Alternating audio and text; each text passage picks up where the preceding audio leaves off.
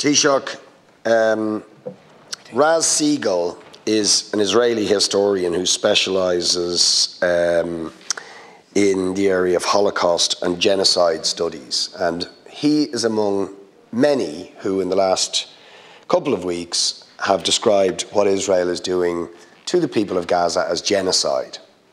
This is an Israeli historian. You may have seen many Jewish people in New York, Canada, across the world raising their voice over what Israel is doing to Gaza and describing it as genocide. Now, for the descendants of those who were the victims of the Holocaust, and in this Raz Siegel's case, people who actually are experts in this area, to be describing what Israel is doing as genocide really gives you some indication of the barbarity, the savagery, the brutality of what they're doing. And yet,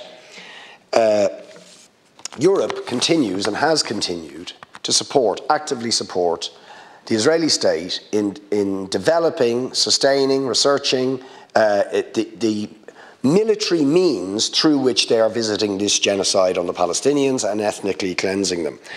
I got a very good paper from the Transnational Institute citing the details of some of this. The European Association Agreement has seen €46 billion of trade between Israel and the European Union.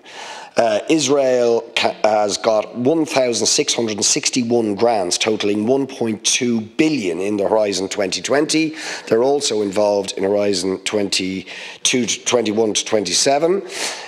This includes money to go for national security studies. It includes money going to the military and strategic affairs for Gabi Saboni, who is its director, who's the one who's developed and advocated for the use of overwhelming and disproportionate force to be used against civilian populations, and so on and so forth. Don't you think it's time to end European subsidies to the apartheid state committing genocide against Palestinians? Thanks. Again, I want to thank deputies for the questions. Just in relation to the whole question of foreign policy, the European Union doesn't have a single foreign policy. And each member state has its own foreign policy, and that's very evident when you look at different positions and different actions by the 27 member states, depending on the case. We try from time to time on a case-by-case basis to have a common policy. We've done that fairly successfully in relation to Ukraine, but there are dissenters like Hungary, for example. When it comes to Israel-Palestine, I think it's going to be very difficult because different countries are coming from very different perspectives when it comes to this issue and it comes to this conflict. We were able to agree compromise language, and that was the basis of the European Council statement there the weekend before last, and we will try to do the same, I think, over the course of the next 2 days. And I'm sure on Thursday and Friday in Brussels, we will discuss cooperation with Israel. And at the moment, as we all know, there is very strong support for Israel from most EU member states. But that could change, and that will depend on how Israel acts in the coming weeks and months. And I think President Biden described it very well. He said the events of October 7th in Israel was their 9/11. They were attacked, civilians were killed in huge numbers, and it came as a huge shock and huge trauma to the Israeli population. But the point that he made, and I think it was a very valid one, he said to Israel not to make the same mistakes that the US made.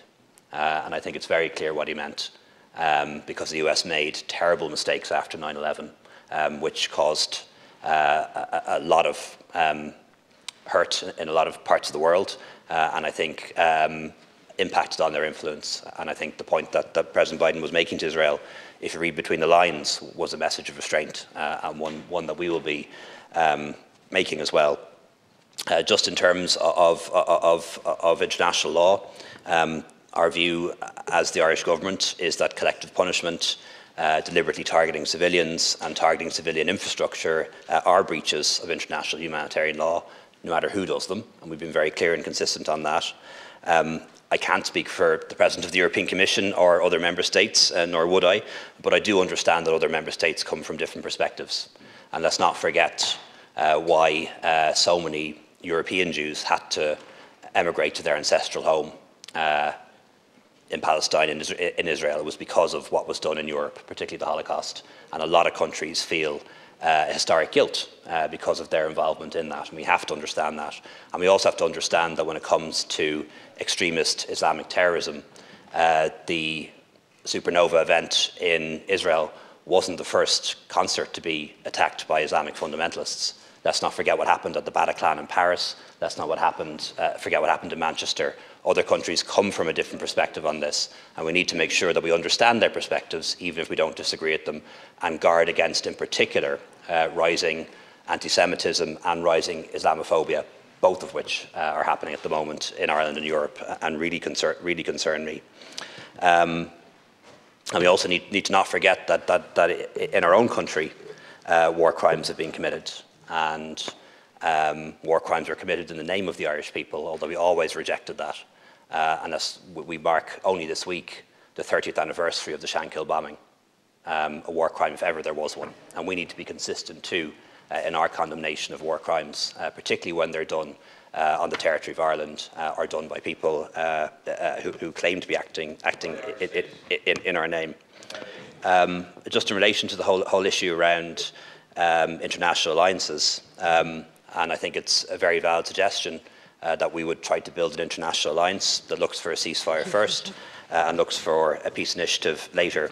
But to have any influence, we can't take absolutist positions. Once you take an absolutist position, your influence is gone, unless you have other forms of power, and you can't be an honest broker in that kind of scenario. Thank you, Taoiseach.